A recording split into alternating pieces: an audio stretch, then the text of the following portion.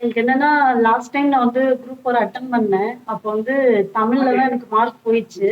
அப்ப மார்க் முடிச்சுட்டு, சரி ரொம்ப கம்மியா இருக்கும். என்ன பண்றதுன்னு தெரியல. சரி வேணாம் டிஎன்பிஎஸ்சியே வேணாம் அப்படின்ற மாரி நான் யோசிச்சுட்டேன். ஏன்னா, எல்லாம் என்ன சொன்னாங்கன்னா, 20 புக்கு, 15 புக்கு அப்படின்னு சொல்லி சொன்னாங்க. இப்ப கலைச்சொற்களுக்கு ஒரு புக்கு, பொருள் எல்லாத்துக்குமே தனித்தனியா இருக்கு அப்படின்னு சொன்னாங்க. அதுக்கப்புறம் எனக்கு கான்ஃபிடென்ட்டே இல்ல. இப்பதான் நான் வந்து சேர்ந்தேன் இப்ப. இப்ப வந்து ஐயாவோட புக்க பார்த்ததும் எனக்கு கான்ஃபிடென்ட் வந்துச்சு. கண்டிப்பா நான் பாஸ் பண்ணிருவேன். இதுல பாத்தீங்கன்னா, இப்ப எல்லா டாபிக்கும் இப்ப புக்ல இருக்கிறதும் இதுல வந்துருச்சு. அவுட் ஆஃப் சிலபஸ் எல்லாமே சேர்ந்து இதுல வந்துருச்சு. அதனால எனக்கு படிக்கிறதுக்கு ரொம்ப ஈஸியா இருக்கு எல்லாமே. இது மட்டும் இல்லாம டெஸ்ட் அந்த கொஸ்டின்ஸ் குடுத்து அந்த டெஸ்ட் எப்படி நம்ம பண்றோம் அப்படின்றத என்னோட மிஸ்டேக் நான் தெரிஞ்சுக்க முடியுது. ப்ரீஃபாவும் தெரிஞ்சுக்க முடியுது. இன்னொன்னு என்னன்னா வால்யூம் 1 குடுத்துருந்தாங்க. அந்த வால்யூம் 1 பாத்தீங்கன்னா, இப்ப கிராமர் புக்ல பாத்தீங்கன்னா ரொம்ப கம்மியா இருக்கும்.